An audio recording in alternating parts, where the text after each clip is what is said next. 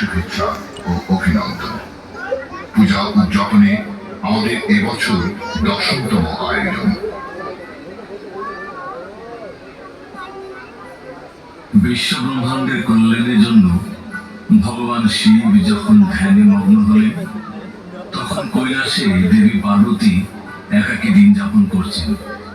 একদিন মহালক্ষ্মীর অনুরোধে দেবী পার্বতী তার নিজ দেহের জ্যোতি থেকে এক জ্যোতির্ময় শিশুর জন্ম দিলেন এবং নাম দিলেন বিনায়ক।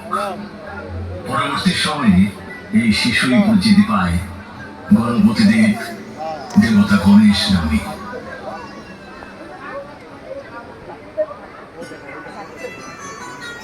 বিনায়ক, পুত্র আমার, কি করছো তুমি? তুমি কোথায়? মা, আমি এখানে। আমি খেলছি মা।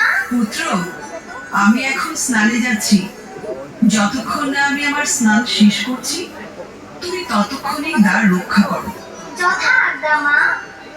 আমি প্রতিজ্ঞা করছি, আমি জীবিত থাকতে এই ঘরে কেউ প্রবেশ করতে পারবে না।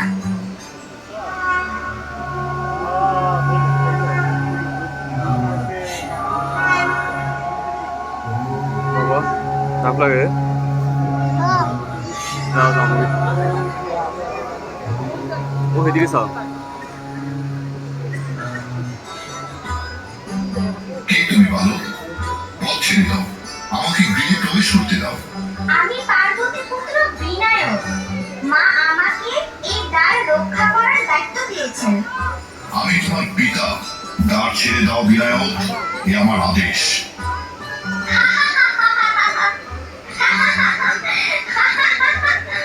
দেখা যাচ্ছে এক জটাধারী মুনিবর। বলে সে কিনা আমার পিতা। কোথায় আমার মা রাজরাজেশ্বরী, আর কোথায় আপনি এক মুষ্টিধারী ভিখারি? হে বালক, দ্বার ছেড়ে দাও, নয়তো এই মন্দিরের সাথে লড়াই হবে।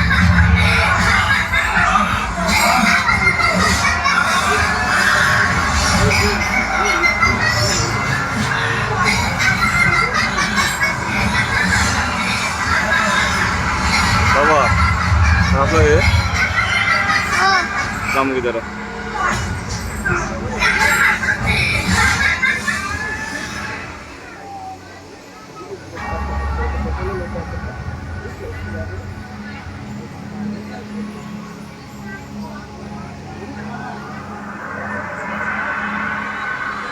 বিনায়ক, আমি ব্রহ্মদেব। আমি বলছি পুত্র, তুমি দ্বার মুক্ত করে দাও। কখনোই না। তিনি যদি আমার পিতা হয়েও থাকেন, তবুও পিতৃ আদেশ রক্ষা করতে গিয়ে আমি মাতৃ আদেশ নিয়ে কখনোই লঙ্ঘন করতে পারবো না। আমি একবার বচন দিয়েছি তো দিয়েছি। যদি কেউ নিজের বল প্রয়োগ করে আমাকে পরাস্ত করতে পারে, তবে সে এই দ্বারে প্রবেশ করতে পারবে। অবোধ বালক, তোমাকে শিশু ভেবে ক্ষমা করেছি, কিন্তু তোমার শ্রদ্ধা ক্ষমার সীমা লঙ্ঘন করেছে। দণ্ড তোমাকে পেতেই হবে। এই নাও, এই নাও আমার শুনে রাখা।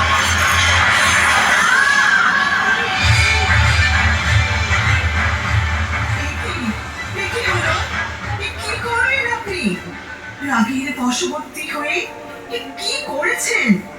নিজের পুত্রের মস্তক নিজে খণ্ডন করেছেন। কি দোষ ছিল? হয়তো আমার আদেশে পালন করেছিল।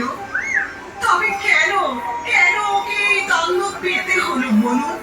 বলুন স্বামী। বিনায়ক, পুত্র আমার।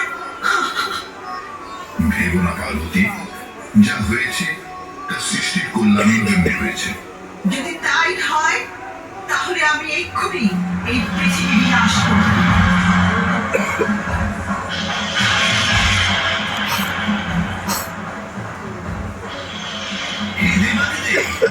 কেবলমাত্র আপনি পারেন দেবী পার্বতীকে শান্ত করতে।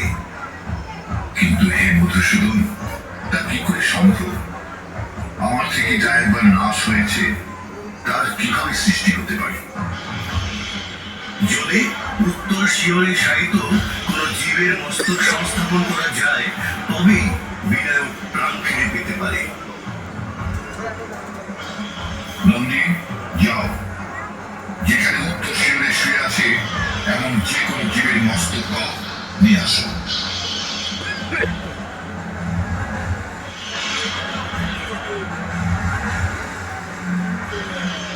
ক্ষমা করবেন প্রভু, মা পার্বতীর হুঙ্কারে সবকিছু নাশ হয়েছে।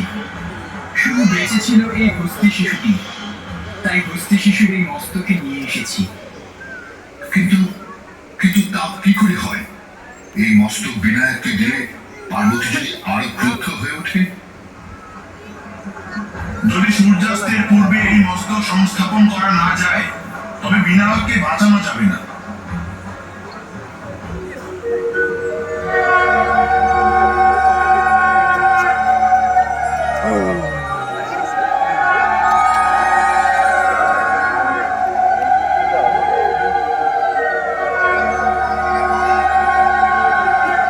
মা, শান্ত হও মা।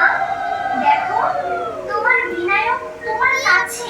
দেবাদিদেব, আমার পুত্রের এই অদ্ভুত রূপ দেখে সবাই উপহাস করবে যে। না দেবী, আমরা সকল দেবতাগণ বর দিচ্ছি, সকল পূজার আগে বিনায়কের পূজা হবে। হে পুত্র, আমি আশীর্বাদ করছি, আজ থেকে তুমি হবে সকল জীবের ঈশ। আজ থেকে তোমার নাম হবে গণপতি গণেশ। সবাই যোগদান দিন, সবাই যোগদান দিন, গণেশ করুন।